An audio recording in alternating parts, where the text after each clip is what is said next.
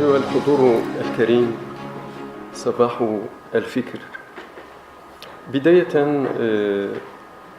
يسعدني أن أحضر بينكم، ولا يفوتني بالمناسبة أن أشكر مركز عناية والنادي الملكي للتنس على هذه اللحظة التي أبدأ في نسجها وجعلونا نلتقي حول كتاب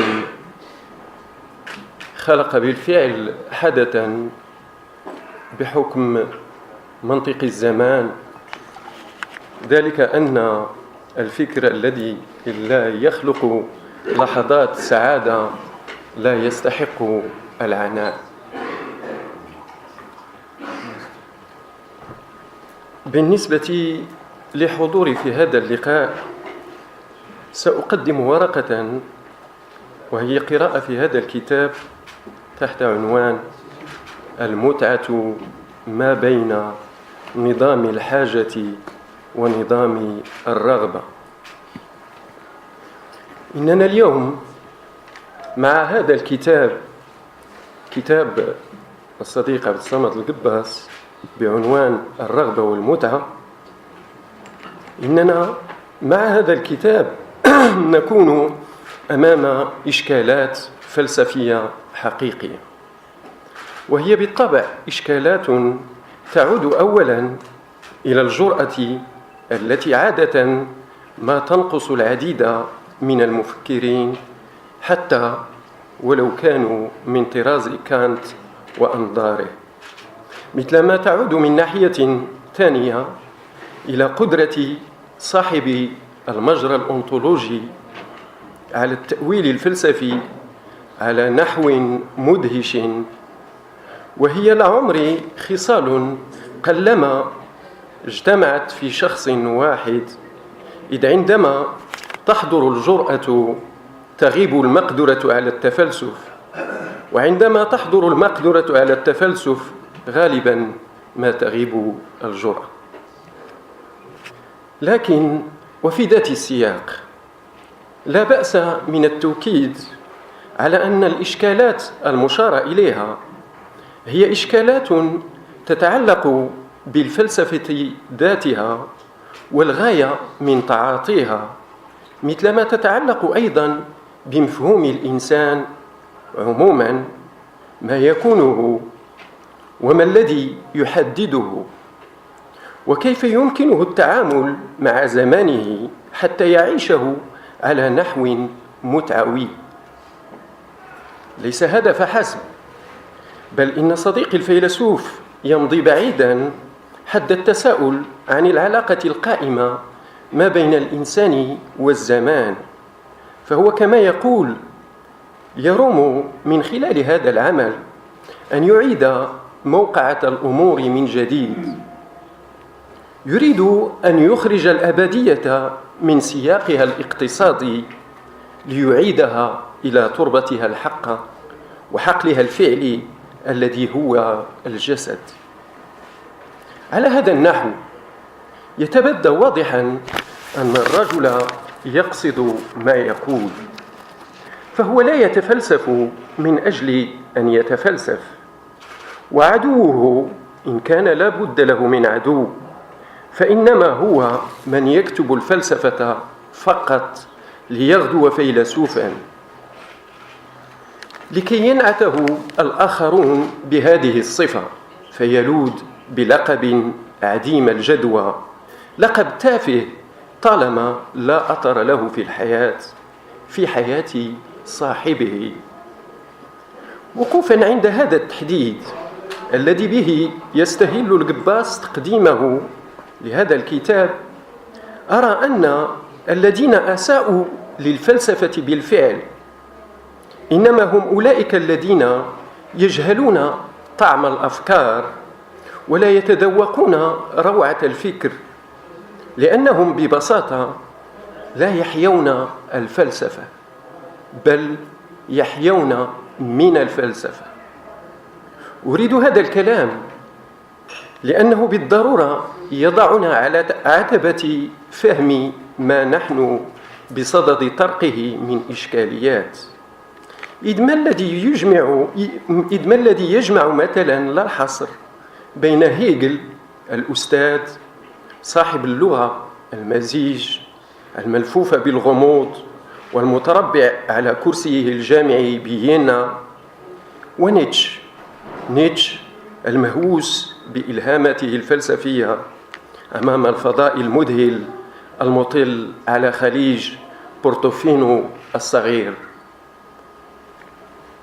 إن الفيلسوف إذا كان هو من يختبر حماسته في الوجود ويعيش أحاسيسه بل أفكاره على نحو تنساق فيه ذاته وقوة لا شعورية تشتعل فيه كنافورة ماء في يوم حار، فذلك ليس إلا لأنه هو الشاهد الأول والأخير على ذاته كمفكر، ما دام أنه هو لا غيره من يعيش حياة فلسفية.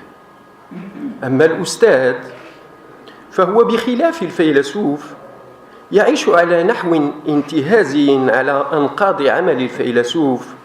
يوضح الجباس هذه القضية قائلا: إننا لا نكتب الفلسفة لنبني خطابا يكون غاية في حد ذاته. في الفلسفة الخطاب ليس هو الغاية وإنما الحياة. بعيدا عن الحشو البلاغي وتقنيات المجاز، وفي منأى عن الكلمات الرنانة والألفاظ الفضفاضة، ينهج الجباس أسلوبا محررا للأحاسيس والحواس، أسلوب يضع الفيلسوف الحقيقي على محك الفيزيولوجي وفوق بركان الأنطولوجي. ذلك أن الحقائق عند صديقي الفيلسوف لا نتحصل عليها عبر استنتاجات عقلية مجردة، بل عبر انخراط فعلي وجداني وشهواني جسدي في الحياة. فما من طاولة ممسوحة بنظره نقيم عليها افتراضاتنا، بل فقط شعرية تنساب من أجزاء الجسد كما من المعاش والتجارب الحية. إلى هذا الحد هل أنا بحاجة للتوكيد هنا مرة أخرى بأن حجة الفيلسوف هي حياته، على نحو ما سبق للفيلسوف الفرنسي ميشيل أونفراي أن قال: هل أنا بحاجة للقول بأن لا فلسفة لمن لا حياة فلسفية لديه؟ ذلك أن تأليف كتب في الفلسفة شيء، وأن تغدو فيلسوفا شيء آخر.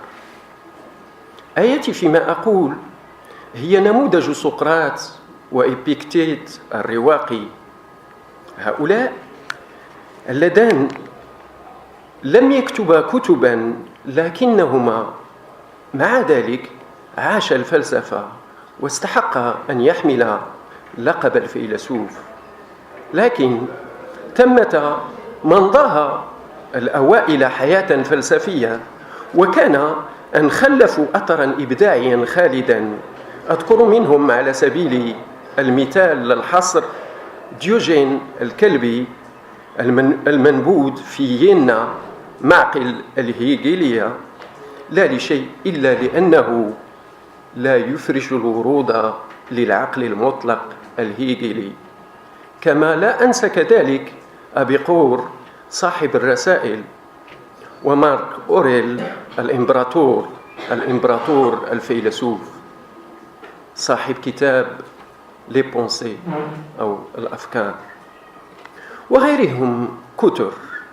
إن هؤلاء كلهم مسرح الأفكار إلى درجة أن الأفكار غدت فيها موشومة على الأجساد لا الورق فحسب.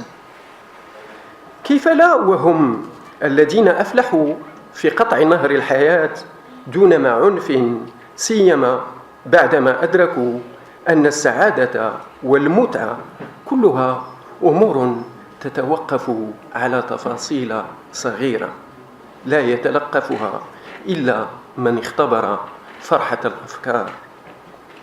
بعد هذا كله لا بد من الإشارة أيضا إلى ذلك النزوع الأبيقوري الذي لمسناه عند القباس، حيث يلح في تقديمه للكتاب بأن ليس هناك من شرف تستحقه الحقيقة ولا سمو يظفر به المفهوم إلا في ارتباطه بالحياة وبالتحفيز الذي يباشرانه من أجل العيش على نحو جميل، أي على نحو ممتع ولذيذ.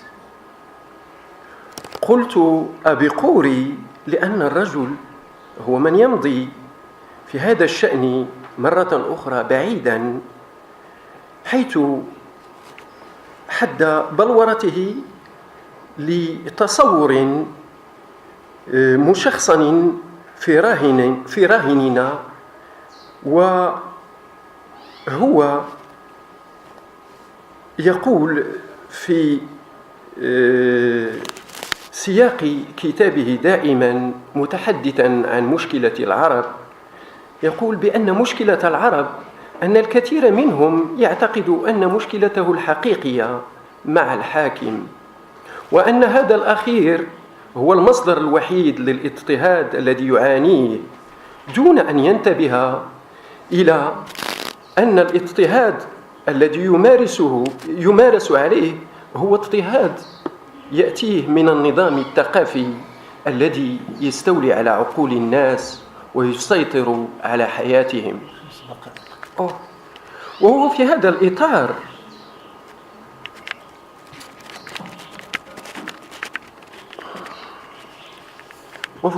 الإطار قلت يظهر على نزوعه التحرر المنفلت من كل سعي مذهبي، نزوع أشبه ما يكون بنزوع باكونين المفكر الهامشي الذي ظل طيلة حياته يقدم منظورا سياسيا مخالفا لماركس دون أن ينصف في زمانه. لقد كان باكونين للذكر يؤكد على أن المشكلة السياسية إنما هي مشكلة السلطة بالأساس، وكيف نحل التناقض القائم بين من يسود ومن يخضع، ذلك أن صعود البروليتاريا واستيلائها على السلطة ليس حلا بنظر باكونين، ما دام أن المشكل سيظل قائما والاستبداد سيستمر بذرائع وشعارات أخرى لا غير. لكن تصور باكونين والحالة هاته ستعرف ألقها تاريخيا، سيما مع مجيء تحليلات ميشيل فوكو الذي أوضح بأن السلطة تسكن الجميع ولا مركز لها، بل هي تأتي دائما وكما نخال وليس كما نخال من فوق. لذلك يكون القباس محقا في طرحه السياسي، حيث يلح ذلك لما يقول بأن معضلتنا والنار التي ما زلنا نكتوي بها إنما هي نار النظام الثقافي السائد والمهيمن الذي ما فتئ يصنع الجموع. إنه النظام الثقافي الذي يوظف الناس ضد حريتهم الخاصة وضد أجسادهم وضد ما يستحقونه من متعة ولذة وبهجة. هكذا يتضح أن للفلسفة مرة أخرى أدوار، وهي أدوار لخصها دلوز ذات مرة في عبارته الشهيرة والتي مفادها أن دور الفلسفة إنما هو مناهضة الغباء. لكن ما الغباء؟ مع العلم أن المجتمع مليء بالأغبياء أو الأجلاف بتعبير رابلي. إن الغبي هو بشكل من الأشكال ما يطابق مفهوم البرجوازي عند فلوبير، لكن البرجوازي هنا لا يحيل على أي مرتبة اجتماعية كما قد نخال، بل هو من يفكر بدناءة. سيرا وراء هذا النهج نلفي عند فيلسوف آخر تحديدا مشابها، لكنه يقربنا أكثر ما يمكن من مقصدنا. يتعلق الأمر بطبيعة الحال بالتحديد الذي سبق لألبير كامي أن وضعه للغبي. لكن لا بد لي قبل الاتيان به أن أصرح لكم بأني ما كنت لأنتبه لهذا التعريف لولا صديقي الفيلسوف عبد الصمد القباس الذي هاتفني ذات صباح بعدما سرته قراءة مقال لي بمجلة نزوة العمانية حول كامو، منبها إياي إلى روعة هذا التعريف الذي بموجبه يتحدد الغبي عند كامو باعتباره هو كل شخص يخشى الاستلذاذ. لنقل أنه بالأحرى من يقاوم المتعة وينهض ضد الفرح وينزع نزوعا عدميا. إنه من يروم أن يعيدنا إلى مستوى الحاجة، أي أن نغدو مجرد أجسام تتحرك بموجب منطق النقص والضرورة. ضد هذا التصور الميتافيزيقي يقترح القباس تصورا بديلا، هو التصور نفسه الذي دافع عنه في أكثر من كتاب، حيث يميز بين الجسم والجسد، باعتبار الأول نظاما للحاجة بينما الثاني نظاما للرغبة. الأول يقوم على النقص وينسجم تاريخيا مع التحديد الأفلاطوني للرغبة، من حيث هي ما يتولد عن نقص ويسمح بالسير قدما نحو المعرفة. ولا داعي هنا للتوكيد أنه التصور الذي سكن الفلسفة المثالية منذ أرسطوفان حتى لاكان. أما الثاني فهو ما يعكس ذلك الجهد الواعي الذي ينبغي علينا أن نبذله حالما أردنا الظفر بمتعة تليق بنا ككائنات إنسانية. ولعل هذا المجهود الذي يتغير صياغة بناء جمالي للحظة هو ما يترجم في الأناقة وفن الطبخ الذي يسعى إلى توفير إحساس لذيذ للذوق وليس إشباع نقص الجوع. على هذا النحو إذن يتبدى لنا أن ثمة نوعين من المتعة: المتعة الشعبوية والمتعة الأرستقراطية. وإذا كانت الأولى هي ما يقوم على نظام الحاجة ولا يتطلب إلا امتلاك جثة هامدة تدعى الجسم، فالثانية هي ما يقوم على نظام الرغبة وتتطلب جسدا يبنى. تبعا لذلك يمكننا القول أن المتعة بدون منظور مستحيلة، لكن المنظور ليس وليد اللحظة أكثر مما هو يستدعي المران الدؤوب والتعلم والقراءة. وها هنا نلمس مرة أخرى أهمية الفكر والفلسفة، بحيث أنها ما يجعلنا نتعافى من شتى الأمراض، سواء كانت هذه الأخيرة تمثلات أو رؤى تعرقل فينا إرادة القوة وتحول دون تعاملنا مع الحياة باعتبارها ظاهرة جمالية على حد توكيد نيتشه. شكرا.